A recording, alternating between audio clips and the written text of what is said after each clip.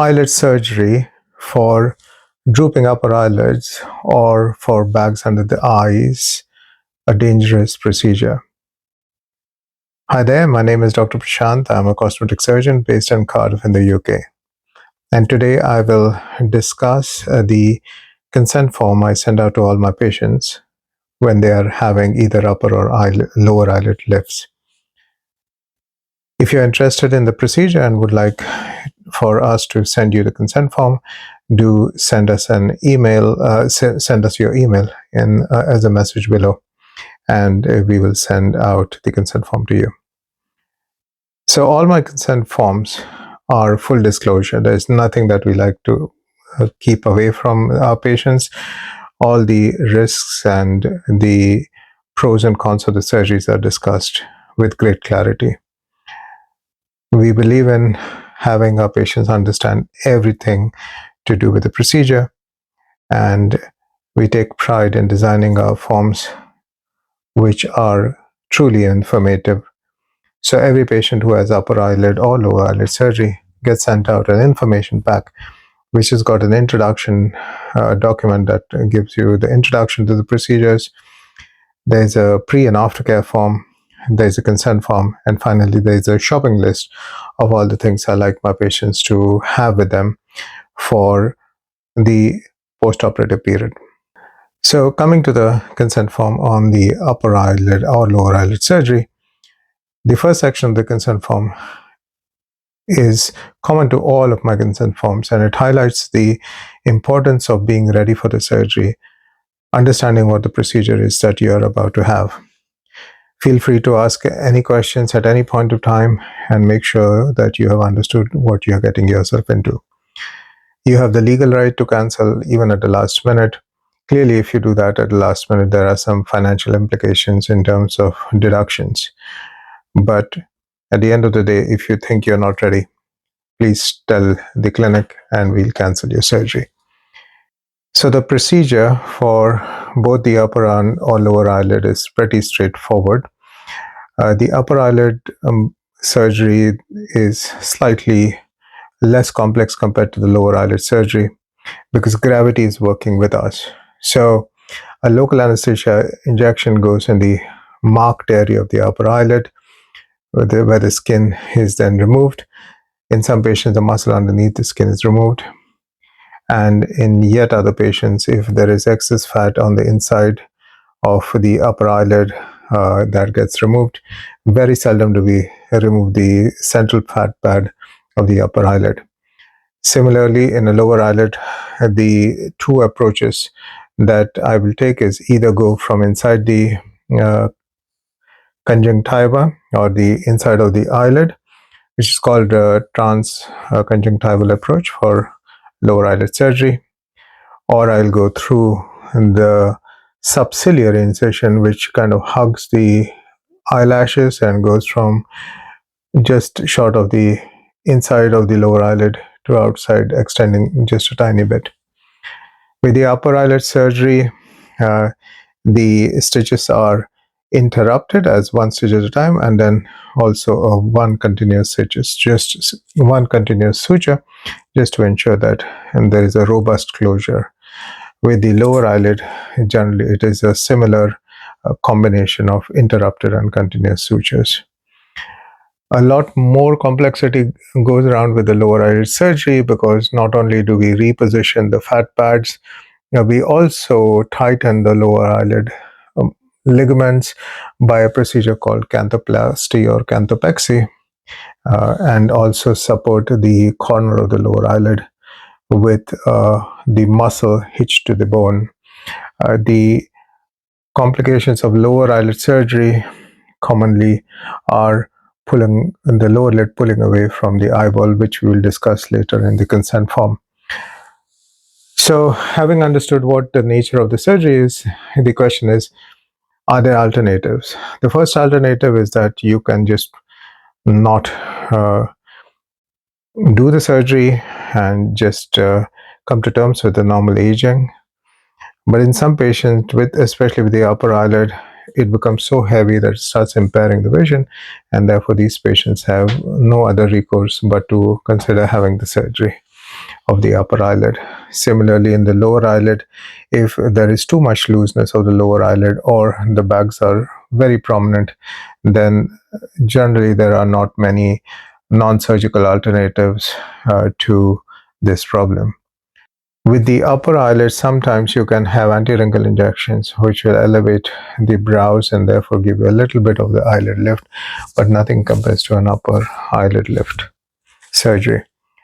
All my consent forms have got uh, 3 sections after the alternatives to the treatment being discussed. The first section is risks are specific to the surgery, and then there are risks which are common to all cosmetic surgery or general surgery, and then finally there is a section on patient declarations. So the risks which are specific to the eyelid surgery are epiphora, which means excessive tearing, generally a temporary problem. Rarely you can have a permanent damage to the tear ducts. Now this is unlikely with the upper eyelid surgery, but with the lower eyelid surgery, sometimes the swelling can cause a blockage or an impairment of the drainage of the tears from the eyeball and therefore give rise to excessive tearing. So that's epiphora. The second one is bleeding. Now, you do expect some degree of spotting from the stitch line for both the upper and lower eyelid surgery for the first day or so, which almost always stops on its own. In some patients, however, there is a more serious issue with bleeding. If the fat pad has been removed from the upper eyelid, we are going into the roof of the eyeball socket, and similarly, if you are altering the fat pads, we are once again going into a deeper layer, and if there is bleeding over there, it collects behind the eyeball and can give rise to problems with the vision, which, if occur, require immediate surgery to decompress the pressure of the bleeding that is building up behind the eyeball. This risk, however, is extremely rare, and we go and take all the precautions possible and to reduce the chances of this happening.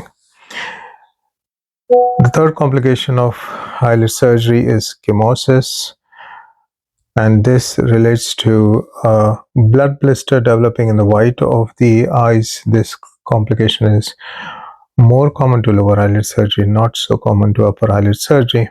And if it happens, it generally is a self-limiting problem. And if requiring treatment, we sometimes take a temporary suture to close off the outside corner of the eyelid to allow this chemosis to settle. And very rarely we need to have a surgical intervention, a minor surgical intervention to uh, basically reduce the chemosis. Next complication, which is specific to eyelid surgery, is a complication called legophthalmos, and this means that the eyelid, especially the upper eyelid, does not come down. It kind of stays open because either there is temporary swelling or the surgeon has been very aggressive with removal of the upper eyelid skin. I believe in conservative removal of the upper eyelid skin because I do not want to have the patient left with a difficulty in closure of the eyes after the surgery. While it's very tempting to take out as much skin as possible, staying conservative keeps the patient safe and the complication rates low. The next one down is a complication called ectropion. Now, this can happen with upper eyelid surgery, but it's more common with lower eyelid surgery because gravity is always pulling the cheek down. What happens is that the lower eyelid starts pulling away from the eyeball and gives rise to this kind of an appearance, which is called ectropion. In the majority of patients, taping and massage will reduce this problem. Very rarely you have to have steroid injections, and even rarely you have to have a reoperation to suspend the lower eyelid against the bone to stop it from turning out like so. All of this will be discussed in length, and also what we do to reduce the probability of this when you have your consultation.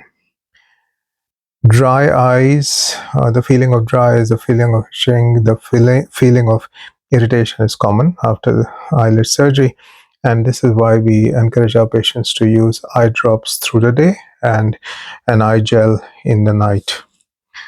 These are self-limiting and reduce with as the swelling and the inflammation go down. Infections are very rare. With eyelid surgery, we do give you a loading dose of antibiotic prior to the surgery, and in some patients, we give them a course of oral or topical antibiotic eye drops. Allergic reactions are common common risk to anything we do in surgery.